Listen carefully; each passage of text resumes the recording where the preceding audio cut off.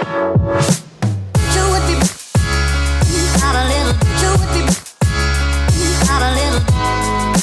guys and welcome back to the Podcasters Podcast. I'm Ash and I'm here with Kane, and today we're going to be talking about podcast length. Kane, how long do you think a podcast should be? How long is a piece of string?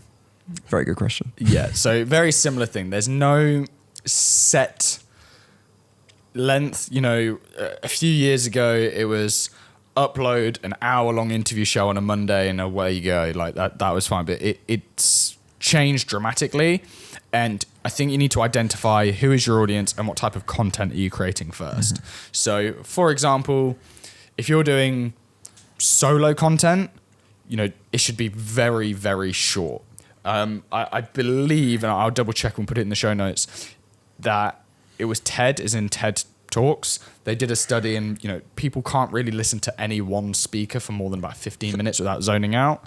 So I always recommend sub 15 minutes if you can. If it's solo, it's educational content and you're informing people of stuff, you want to keep that quite short, especially if it's quite complex. Then I would definitely keep that short. You know, we try and keep a lot of these in the 5 to 10 minute, very actionable things. I quite like that. If you're doing interviews, again, you might want to be looking in the 30-minute plus range, 30 to 60 minutes probably on average. Now, again, I know a load of people will probably be thinking, listen to this, oh, my favorite podcaster does it 90 minutes or Joe Rogan's like 3 hours.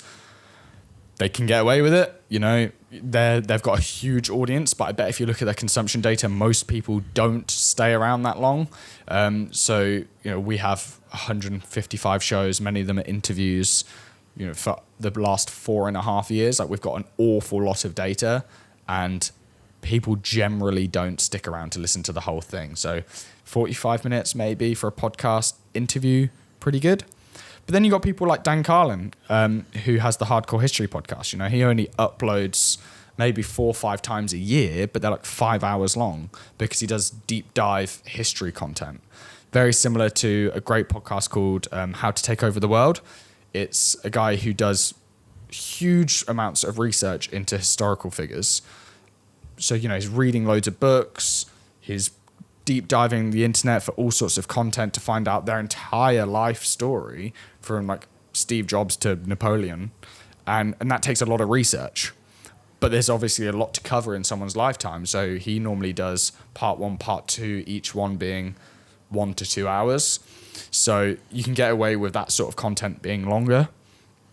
So it depends on what type of content you're creating. Is it fictional? Is it non-fictional? Is it historical? Is it just a little bit of educational advice like Neil Patel with his marketing podcast? It's like daily, but 2 minutes. So I think that's really important to identify what type of content you're creating and also who your audience is. You know, if you've got a much younger audience, perhaps their attention span's not as good, potentially, thanks to TikTok. And also just look at your analytics. If you're creating content for 3 months plus, have a look on your hosting site for how long people are actually listening to. I'm a big advocate of respecting your audience's time. So generally, however long you think it should probably be shorter.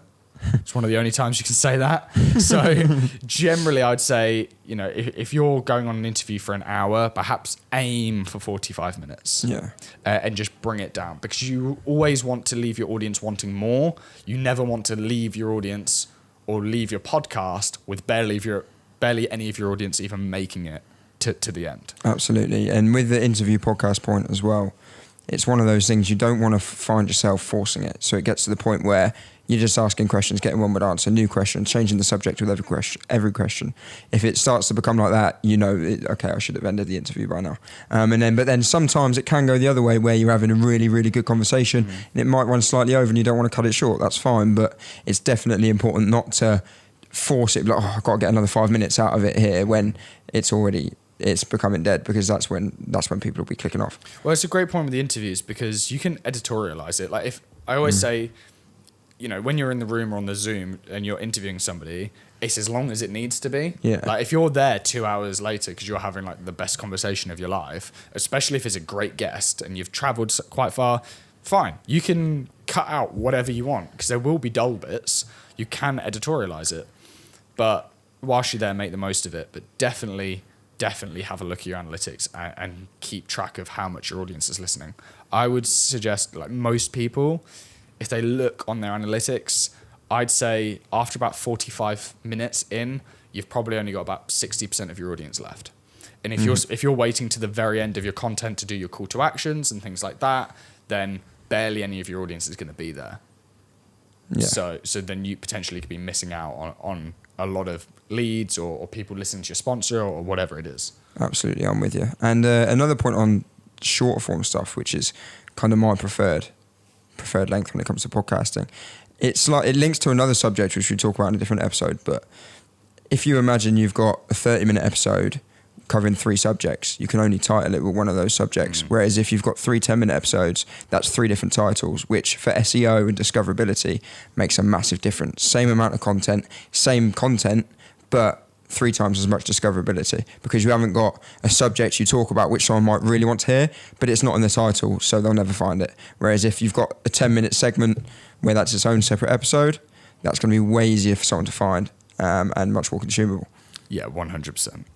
Thank you, everyone, for listening to another episode of the Podcasters Podcast. If there's anything specific you want us to cover, any specific questions you'd like us to answer, then leave us a review. We do check them all, and we will make sure to make an episode answering your questions. Thank you very much.